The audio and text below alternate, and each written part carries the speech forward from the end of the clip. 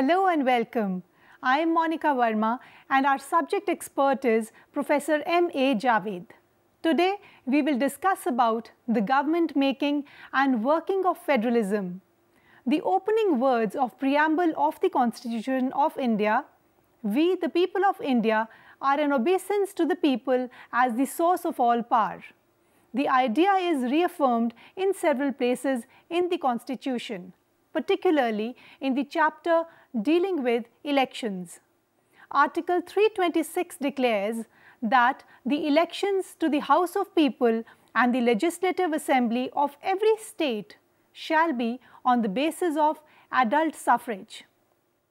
As a result, the government at the center and in the states derives their authority from people who choose their representatives for parliament and state legislatures at regular intervals. Those who wield the executive power of the government are responsible to the legislature and through them to the people. Though these shall be an elected president at the head of the union and a governor nominated by president at the head of each state, neither of them can exercise any political function without the advice of Council of Ministers, which is collectively responsible to the people's representatives in their respective legislatures. The Constitution holds out equality to all citizens in the matters of choice of their representatives who are to run the governmental machinery. We, the people of India, having solemnly resolved to constitute India into a sovereign, socialist, secular, democratic republic, and to secure to all its citizens justice, social, economic, and political, liberty of thought, expression, belief, faith, and worship, equality of status and of opportunity, and to promote among them all fraternity, assuring the dignity of individual and the unity and integrity of the nation. In our Constituent Assembly, the 26th day of November, 1949, do hereby adopt, enact, and give to ourselves this Constitution. The ideal of a democratic republic enshrined in the preamble of the Constitution can be exploited with reference to the adoption of universal suffrage and complete equality between the sexes, not only before law but also in the political sphere.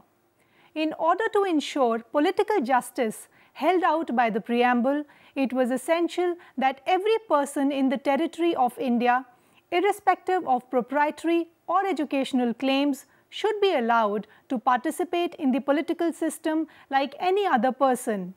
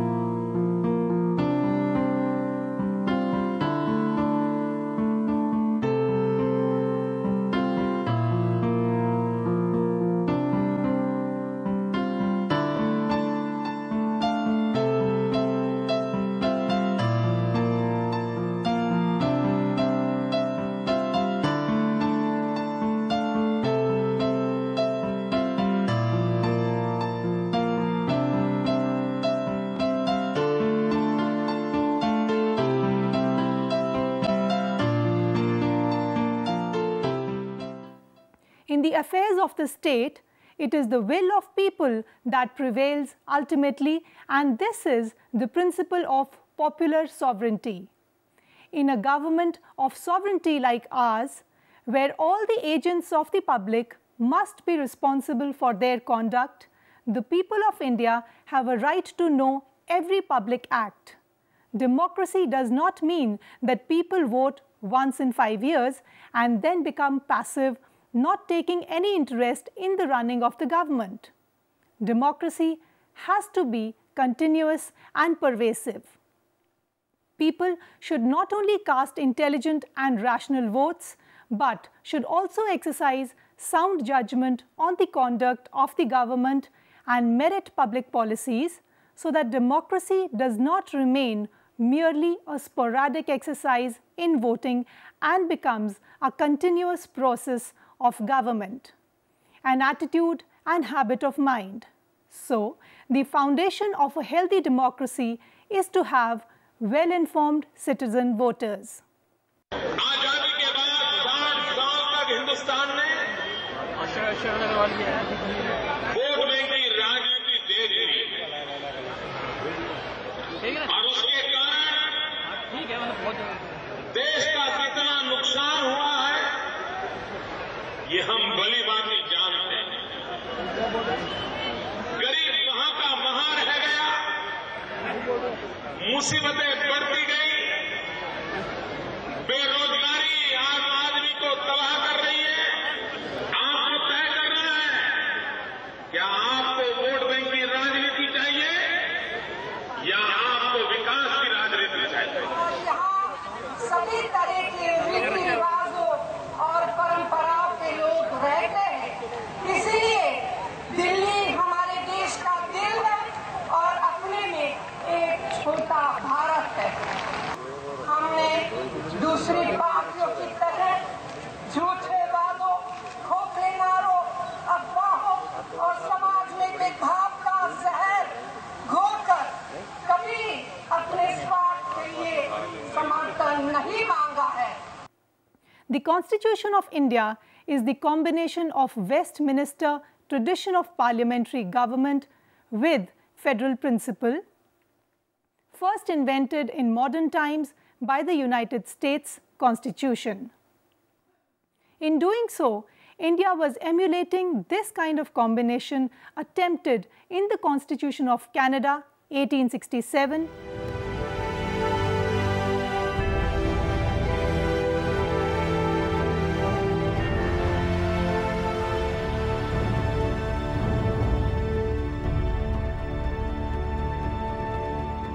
and Australia, 1901,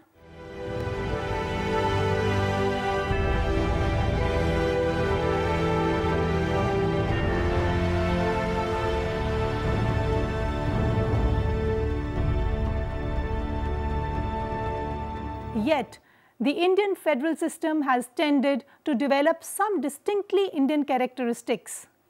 The Constitution makers of India were in doubt that a large new state, faced with the problem of establishing a central authority strong enough to govern a vast area inhabited by millions of people with different historical and linguistic backgrounds and interests, must inevitably be some form of federal structure. With the integration of princely states, the formation of federation had become a fait accompli. They were integrated in Indian Union, and Sardar Vallabhbhai Patel could rightly claim that it was not an alliance between democracies and dynasties, but a real union of the Indian people built upon the basic concept of the sovereign people. Article 1 within brackets 1 of our Constitution says that India, that is Bharat, shall be an union of states. While submitting the draft constitution, Dr. Baba Saheb Ambedkar, the chairman of the drafting committee, stated that although the constitution may be federal in structure, the committee has used the term union because of certain advantages. These advantages, he explained in the Constituent Assembly, were to indicate two things. First, the Indian Federation is not the result of agreement by units, and secondly, that the component units have no freedom to secede from it. He also mentioned that the Constitution removes all barriers between the people of the states and the people of the provinces and achieves for the first time the objective of a strong democratic India built on true foundation of cooperative enterprise on the part of people of the provinces and state alike. For Ambedkar, the Constitution of India is a single frame from which neither provinces nor states can get out and within which they must work. The difficulty of any treatment of federalism is that there is no agreed definition of a federal state.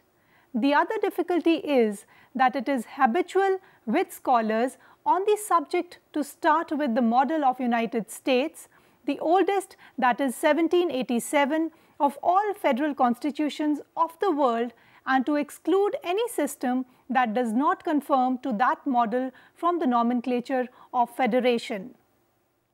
The Constituent Assembly members were not wedded to the narrow ideas of federalism, and they were not all committed to follow the path carved by the framers of the American Constitution. They firmly believed that India had unique problems to solve, the like of which had not confronted to the other federation in history. Some of these required immediate effective solutions, others demanded concerted policy and united efforts. Accordingly, there was near unanimity among all sections of assembly to have a strong center possessing overriding authority. According to Dr. Durga Das Basu, not only India, numerous countries in the world have since 1787 adopted constitutions having federal features, and if the strict historical standard of the United States be applied to all these later constitutions, few will stand the test of federalism, save perhaps Switzerland and Australia.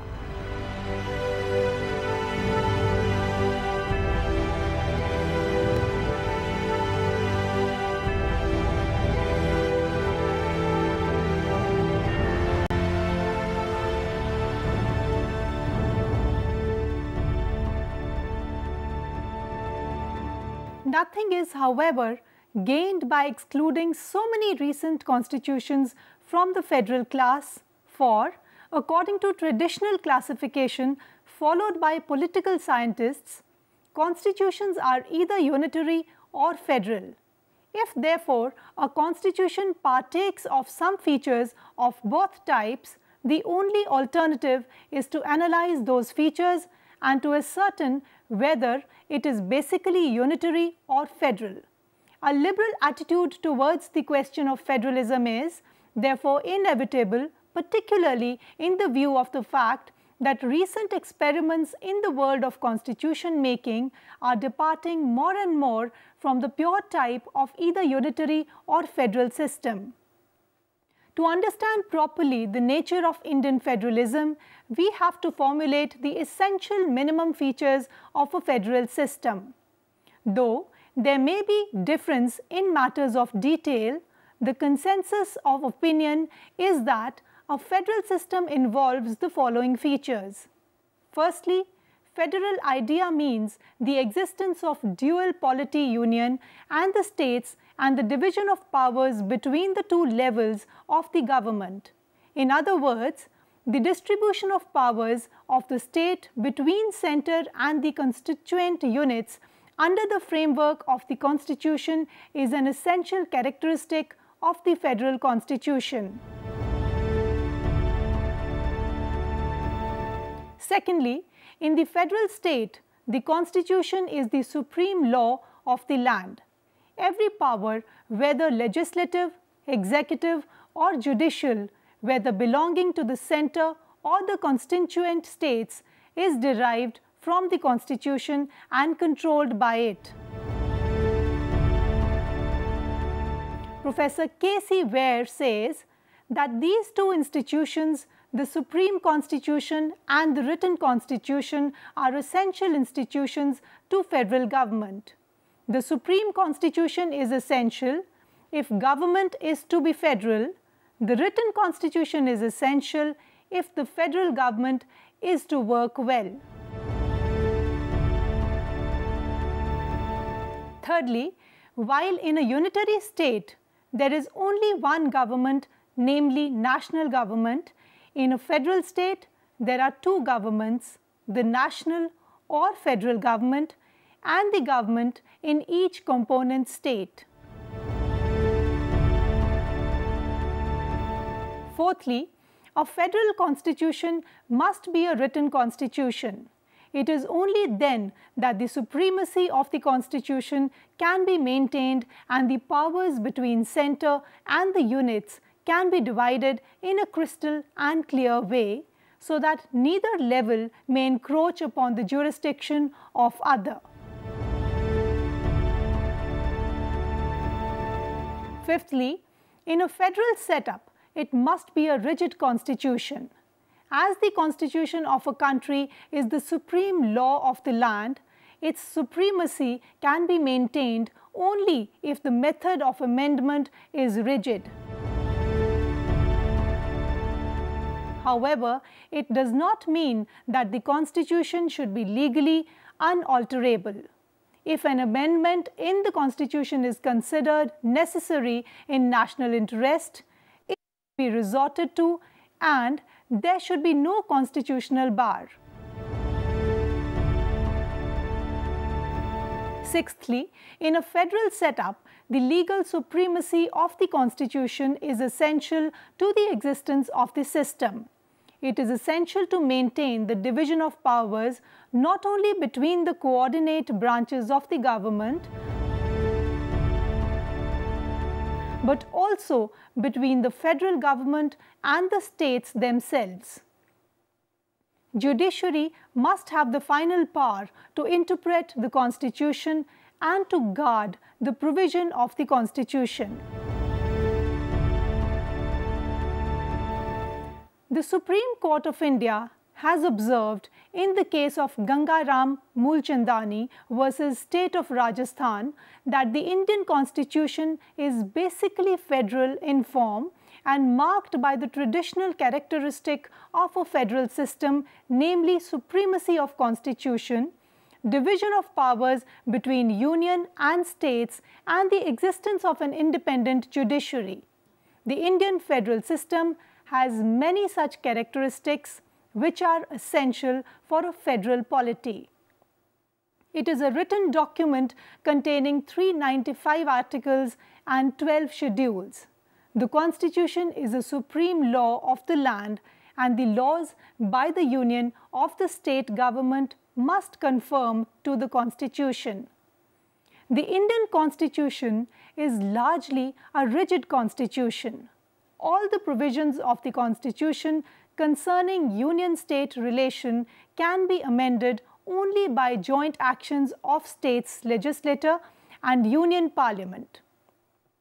Amendments need to be passed by a 2/3 majority of members present and voting in Parliament, ratified by at least 1/2 of the states.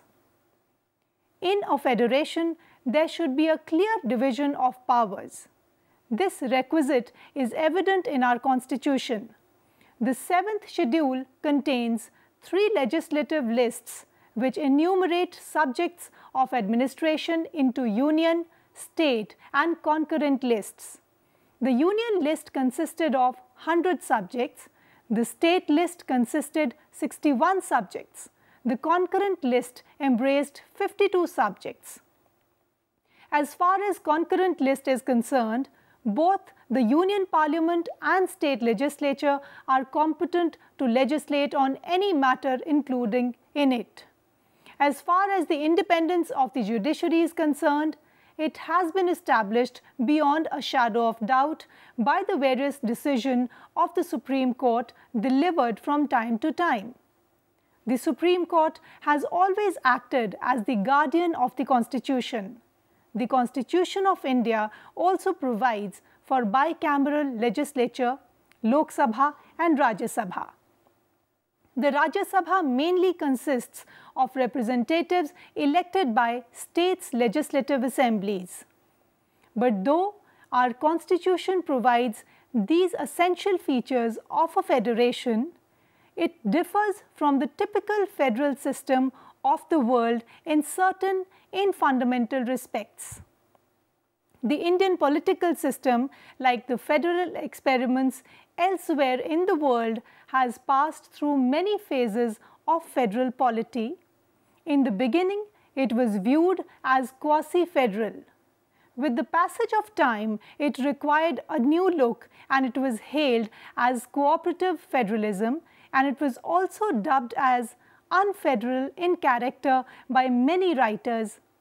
K.C. Ware says that India is unitary states with subsidiary federal principle rather than the federal state with subsidiary unitary principles.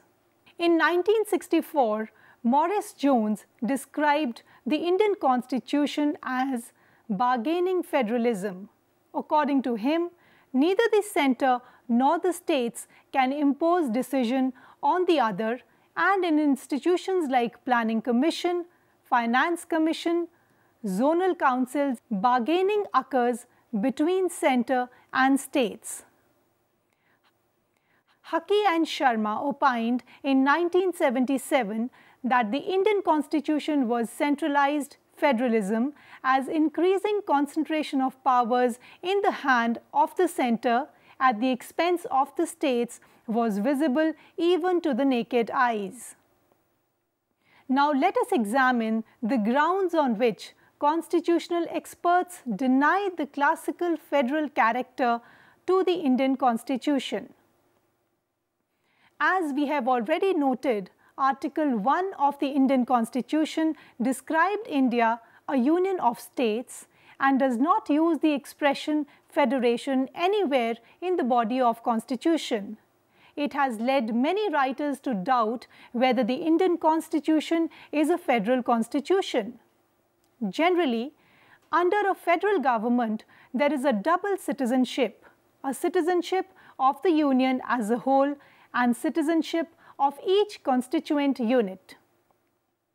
In the United States, the dual policy is followed. In India, there is single citizenship for the whole of India. Article 3 of the Indian Constitution authorizes the Parliament to create new state or states, to alter the boundaries of the existing states, and even to abolish a state. Such a provision is in view of some authors like K. Santhanam, completely destructive of the essence of the federal state. Article 3 of the Indian Constitution virtually reduces states to the position of local bodies. Usually, under a federal system, the states have their own constitutions separate from that of union. Indian Constitution, on the contrary, embodies not only the constitution of the union but also those of the states. The emergency provisions under Article 352, 356 and 360 of the Indian Constitution have been widely criticized, and it has been alleged that the centre can arrogate to itself all or any legislative or executive function of the state. The President rule shifts the balance of power in favor of the centre and converts the federal system into unitary one. The emergency provisions of the Constitution militates against the spirit of federalism. The result of the distribution of powers between the federation and units is that the state governments are governments of limited powers. The union government, under certain circumstances, has power over the state governments and has the residuary power over the whole territory. Some scholars and constitutional experts are of the view that vesting of residuary powers in the centre and not in the hands of states is an unfederal and runs counter to the spirit of federalism. Further, dual polity involves in certain federation a double system of judiciary. For example, in the United States, the states have their own judicial systems unrelated with federal judiciary.